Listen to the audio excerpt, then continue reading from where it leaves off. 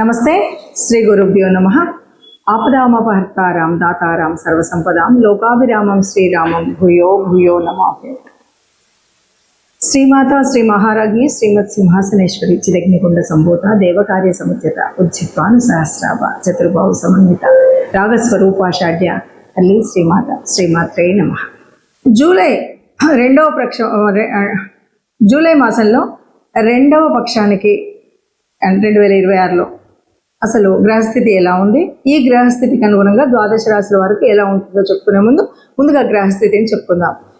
గ్రహస్థితి కనుక చూసినట్టయితే రాహు కుంభంలో ఉంటాడు, మీనంలో శని ఉంటుంది. కుజుడు మాత్రం మరి మేషంలో నుండి వృషభంలోకి మారి ఉన్నాడు. అలాగే రవి బుధులు ఇంతకు ముందు ఉన్నట్టుగానే మనకు మిథునంలో ఉంటారు. ఇక గురువు మనకి కర్కాటకంలో ఉంటారు. ఇంతకుముందు మొదటి పక్షంలో ఉన్నటువంటి శుక్రుడు నెమ్మదిగా సింహరాశిలోకి వస్తాడు. సింహంలో ఇప్పుడు కేతువు శుక్రుడు కలిసి ఉండడం అనేటువంటిది ఈ రెండవ పక్షంలో ఉన్నటువంటి జూలై మాసంలో మనకు ఆ గ్రహాలకు అనుగుణంగా మార్పులు చేర్పులు జరుగుతాయి అన్నది మనం గ్రహించాలి. దీనికి అంటే మనం ఒక ద్వాదశ మాసాలకు కనుక చూసే ముందు ఒక మాట చెప్పుకోవాలి. ఎందుకు అంటే అసలు ప్రతి మాసంలో నిజంగా మా గతి మారుతుందా, మా స్థితి మారుతుందా అనే వాళ్ళు అనేకం కనిపిస్తూ ఉంటారు. నిజంగా గతి స్థితి మారుతుందా అంటే ఇది దేని మీద ఆధారపడుతుంది అంటే గ్రహాల యొక్క గతులను బట్టి, గ్రహాల యొక్క యుతిని బట్టి, గ్రహాల యొక్క స్థితిని బట్టి, దృష్టిలను బట్టి మార్పు అనేది అయితే ఉంటుంది. అయినా ఇవి ఎంతవరకు ఉన్నా ఈ కోటాను కోట్ల ప్రజల్లో కొంతవరకే ఈ పర్సంటేజ్ కనబడుతూ మిగతాది, ఎందుకంటే మనం చెప్పిన తర్వాత మీరు అన్నట్టుగా కొంత కనిపిస్తుంది కానీ ఇంకా అంతా అయితే కనిపించట్లేదు అంటుంటారు. అంతా కనిపించాలి అంటే తప్పనిసరిగా చేయవలసినటువంటి పని ఏంటి అంటే తప్పనిసరిగా మీ జన్మజాతకాన్ని మీకు వీలైన చోట వీలైన వాళ్ళతో చూయించుకోవడం అనేది మంచిది. జన్మజాతకంలో ఉన్నటువంటి వాటికి అనుగుణంగా ఇప్పుడు మనము ఈ మారుతున్నటువంటి గ్రహాలకి ఎలా ఉంటుంది, ఇది సర్వసాధారణంగా అందరికీ కలిపి చెప్పేటువంటి గ్రహస్థితి. కాబట్టి గ్రహస్థితి మారినప్పుడు మన యొక్క జాతకం ఎలా ఉంటుంది అన్నది ద్వాదశ రాశులకు మనం చెప్పుకుంటూ వస్తుంటాం. ఆ విధంగా ఇప్పుడు ఒక్కొక్క రాశికి మనం తెలుసుకుందాం. తదుపరి రాశి కన్యారాశి.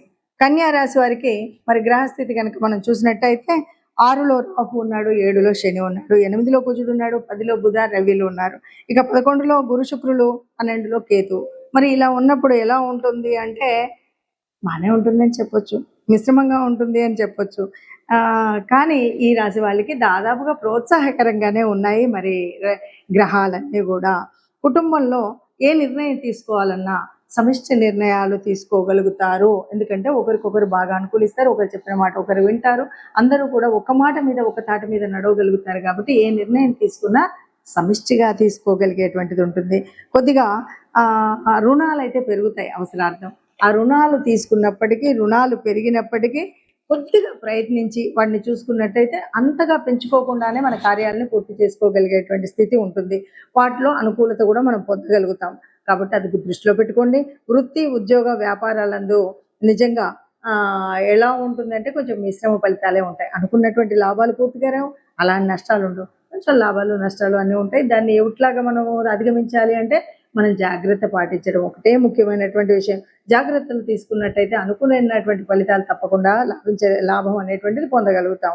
ఇక గతం కంటే కొన్ని రకాల్లో అంటే గతంలో మనం కొన్ని పనులు చేసాము, అవి ఎంత చేసినా ముందుకు నడవకుండా ఎక్కడున్నవి అక్కడే ఉండడం అనేటువంటిది చూసాం. అయితే ఇప్పుడు ఆ గతంలో నిలిచినటువంటి పనులన్నీ కూడా పూర్తి చేసుకోవడానికి మంచి అవకాశం ఉంటుంది. కాబట్టి ఏవైనా మిగిలిపోయినటువంటి పనులు ఉంటే వాటిని పూర్తి చేసుకోవడం అనేటువంటిది చక్కటి అవకాశంగా చూసుకోండి. అలాగే విద్యార్థులకు నిరుద్యోగులకు మంచి అవకాశం అంటే చదువు కోసం కానీ అలాగే ఉద్యోగాలు సంపాదించుకోవడం కోసం కానీ మంచి అవకాశంగా ఉండేటువంటి మాసం ఈ మాసం అని చెప్పొచ్చు. దయచేసి ఆ సమయంలో అంటే ఉద్యోగ అవకాశాల కోసం ఎదురు చూస్తున్న వాళ్ళు ఇప్పుడు వచ్చినటువంటి అవకాశాన్ని అందిపుచ్చుకోండి, దానికోసం ప్రయత్నం చేయండి. ఆ ప్రయత్నం తప్పకుండా ఫలిస్తుంది అని చెప్పొచ్చు. ఇప్పటి వరకు మీరు ఈ గ్రహస్థితిని చూశారు కాబట్టి ఈ గ్రహస్థితి మరి ఇలా ఉన్నప్పుడు ఎవరం కూడా కష్టాలను ఆశించాం, ఎవరు కూడా కష్టాలు ఇష్టపడం. అయినా గ్రహస్థితి ఇలా ఉంది. ఎప్పటి నుండో అనుభవిస్తున్న కష్టాలు ఉన్నాయి, నష్టాలు ఉన్నాయి. అందరికీ ఆశాజనకంగా ఉండే విధంగా ఉండాలన్నదే ఉంది. కాబట్టి మనకు తప్పనిసరిగా కావాల్సినటువంటిది దైవానుకూలం, అలాగే గ్రహాల యొక్క అనుకూలత కావాలి. మనం ఏది ఏమన్నా గ్రహాల సంచారాన్ని బట్టి ఉంటుంది, కానీ మనకు అనుకూలించే విధంగా ఉండాలి అంటే మనం పుట్టినరోజు తెచ్చుకున్న ప్రారంభాన్ని బట్టే ఉంటుంది. పుట్టినప్పుడు మనం తెచ్చుకున్నటువంటి ప్రారంభం వల్ల కొన్ని యోగించేవి కొన్ని యోగించేవి ఉంటాయి. అయినప్పటికీ ఇలాగ మనం ఏదైతే గోచారం చూస్తూ ఉన్నామో గోచారంలో జరిగేటువంటి మార్పుల వల్ల కొంత ఉపశమనం పొందడానికి మాత్రం లాభం ఉంటుంది. ముఖ్యంగా చెప్పేది ఏంటంటే ఈ మాసంలో అవునన్నా కాదన్నా మరి గురువు యొక్క మార్పు అనేది మనం చూసినటువంటిది. ఈ గురువు మార్పు వల్ల ఈ గురువు అనుకూలంగా ఉన్నవాళ్ళు అనుకూలంగా లేని వాళ్ళు అనేది కాకుండా ఒకటి మనం చేయాల్సింది ఏంటంటే గురు గ్రహానికి మనం అంటే ఏదైనా ఒక గురు మంత్రాన్ని తీసుకొని ఈ మాసం అంతా కూడా తప్పనిసరిగా చేసుకోవాల్సినటువంటిది ఏంటంటే గురు మంత్రాన్ని తీసుకొని అంటే ఏ గురువుకు సంబంధించినటువంటి మీకు సంబంధించినటువంటి దక్షిణామూర్తి అవ్వచ్చు, దత్తాత్రేయుల వారు అవ్వచ్చు, లేదా మీకు సంబంధించిన స్వయం గురువులు అవ్వచ్చు, లేదు ఇలా ఏ గురువుకు సంబంధించిన స్తోత్రం ఉన్నా ఆ స్తోత్రాన్ని మనం పాటించడం, లేదు నవగ్రహాల్లో ఉన్నటువంటి బృహస్పతికి సంబంధించినటువంటి శ్లోకం ఇది నిత్య పారాయణంగా పెట్టుకున్నట్టయితే మనకు ఈ గోచారం వల్ల ఏదైనా చెడు జరిగేది ఉంటే మీకు గురువు ఆ చెడును జరగకుండా సర్వవేళలా కాపాడుతూ ఉంటాడు.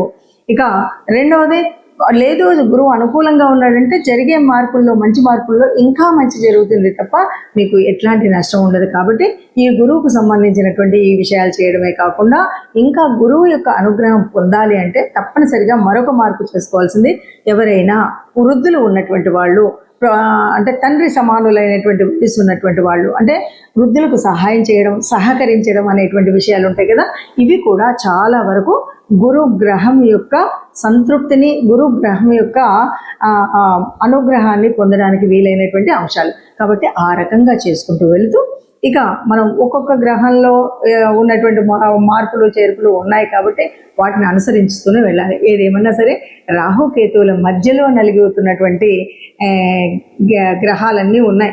ఈ సమయంలో ఏది ఏమన్నా సరే వీలైనంత వరకు సుబ్రహ్మణ్య స్వామి దర్శనం కానీ సుబ్రహ్మణ్య స్వామికి సంబంధించినటువంటి వరకు ఏదైనా స్తోత్రం స్తుతి ఇలాంటివైనా చేసుకున్నట్టయితే చాలా వరకు మనం అనుకున్నటువంటి కష్టాలు ఏవీ లేకుండా నిబ్బరంగా ముందుకు వెళ్ళేటువంటి పరిస్థితి కనిపిస్తుంది.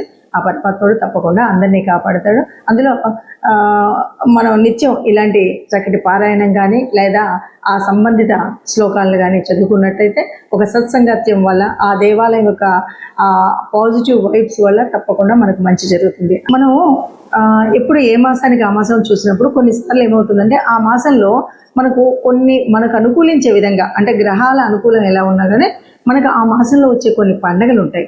ఆ పండగల యొక్క ఫలితాన్ని కూడా పొందేటువంటి అర్హత పొందాలి అంటే తప్పనిసరిగా దానికి సంబంధితమైనటువంటి పూజలు చేసుకోవడం వల్ల కూడా ఈ గ్రహాల యొక్క అననుకూలత ఏదైతే ఉందో దాన్ని మనం మాయ చేయొచ్చు. ఆ రకంగా కనుక మనం చూసినట్టయితే మనకి 16వ తారీఖు జూలై 16వ తారీఖు మనకు జగన్నాథ రథయాత్ర ప్రారంభమవుతుంది. ఆ జగన్నాథుడు అంతకు మించినటువంటి గురువు ఎవరు ఉంటారు మనకి? ఆ శ్రీకృష్ణ పరమాత్మకు సంబంధించినటువంటి తత్వాన్ని చదువుకోవడం వినడం లేదా ఆ జగన్నాథ యాత్ర జరుగుతున్నప్పుడు మనం చూడడం లేకపోతే మన ఏరియాల్లో కూడా ఇవాళ రేపు చేస్తున్నటువంటి జగన్నాథ రథయాత్రలో పాల్గొనడం ఏదో అక్కడ సంబంధించినటువంటి విషయాలను వినడం చేసినట్టయితే మనకు ఉత్తమమైనటువంటి స్థితి ఉంటుంది. అలాగే మరి 17వ తారీఖు వచ్చేసరికి మరుసటి రోజు నుండి కూడా దక్షిణాయనం ప్రారంభం అవుతుంది. దక్షిణాయన కాలంలో మనం చేయాల్సినటువంటి పుణ్యక్రతువులు బోలెడని ఉంటాయి. వాటన్నిటిని కూడా ఈ మాసం అంతా అవలంబించినట్టయితే మన కష్టాలు తొలగుతాయి. ఇంకా ముఖ్యంగా తెలంగాణ ప్రాంతంలో ఉన్నటువంటి భక్తులందరికీ కూడా మనకు తెలిసినటువంటి విషయం ఈ జూలై మాసంలో ఆషాఢం ప్రారంభం అవ్వగానే మొదటి బోనాల పండుగ వస్తుంది. బోనాల పండుగ ఎవరికి చేస్తాము అంటే ఆ పరాత్పరేశ్వరి అమలగన్న అమ్మకి చేస్తూ ఉంటాం. కాబట్టి ఆ తల్లిని తెరవడం కూడా ముఖ్యము అనే విషయాన్ని మనం గ్రహిస్తే కనుక బాగుంటుంది.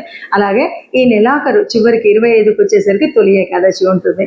తొలి ఏకాదశి వచ్చింది అనగానే ఆ సర్వజగన్నాథుడైనటువంటి రక్షకుడైనటువంటి ఎవరైతే ఈ మనకు తెలుసు త్రిమూర్తులలో ఎవరైనా సరే బ్రహ్మ సృష్టిస్తే మరి విష్ణువు ఎప్పటికప్పుడు రక్షిస్తూ ఉంటాడు.